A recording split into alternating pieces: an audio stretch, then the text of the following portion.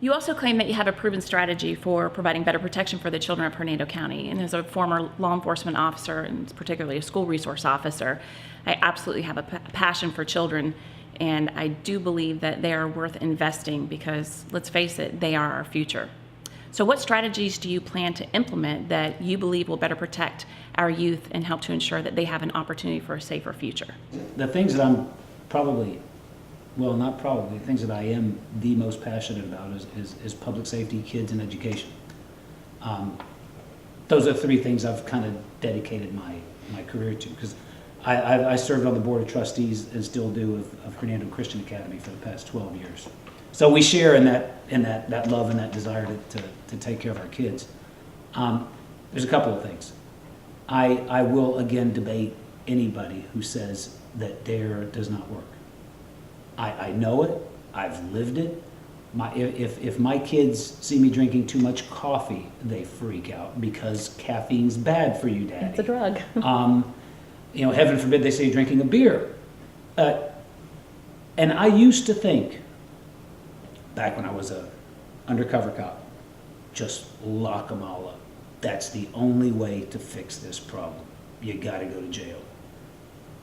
And we had a president at the time that was thinking this, that I thought was just a bleeding heart liberal because he said this stuff doesn't work. I mean, it's all about education. I'm thinking, how could he say such a thing? But you know what? As I matured in my career, I could see that. We're locking up the same people over and over and over again. Then we're locking up their kids. I bought drugs off of a guy and put him in jail. Then when I was a sergeant in narcotics, I bought drugs off of his son and put his son in jail. Then my detectives, when I was a lieutenant in narcotics, were buying drugs off of his grandkids and putting them in jail.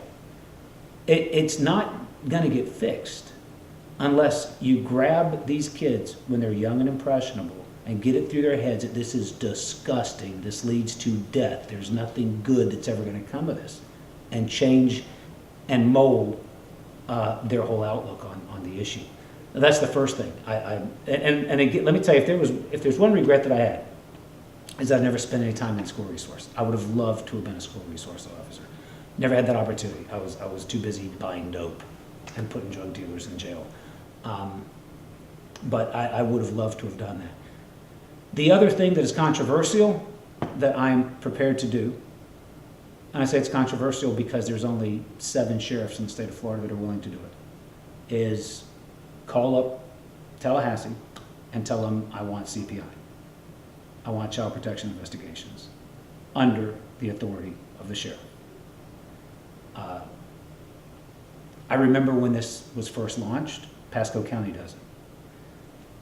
Not saying that the state of Florida does not protect our kids well, but there is a wall of bureaucracy between here and Tallahassee that is just, to say multi-levels is an understatement. You have to get everything cleared before you remove a child, before your CPIs can do anything proactive or productive.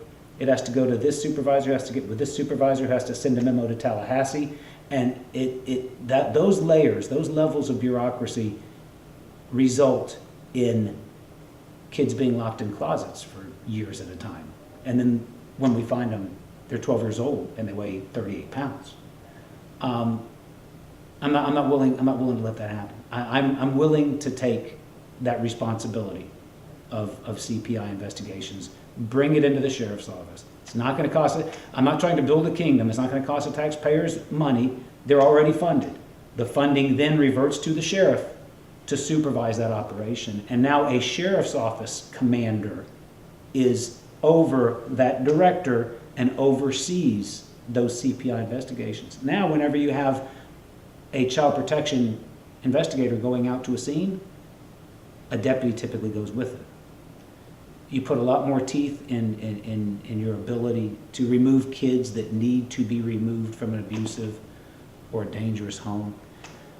I remember in narcotics, every time we would go to a search warrant and there would be drugs on that table and a 3-year-old in that house, we had one of our CPIs with us, and ultimately the child was removed and placed in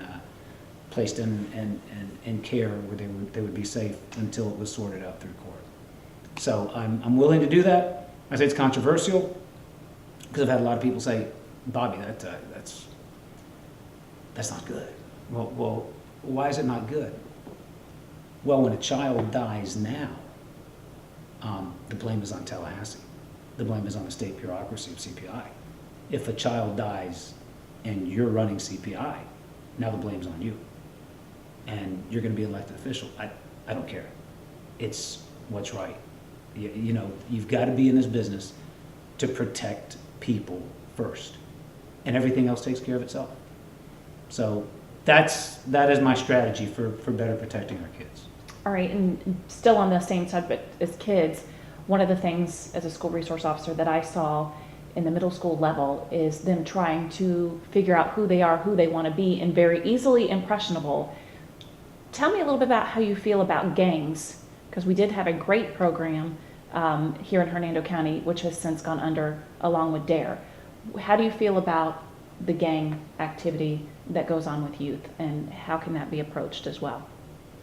Again through education. I'm a fan of great.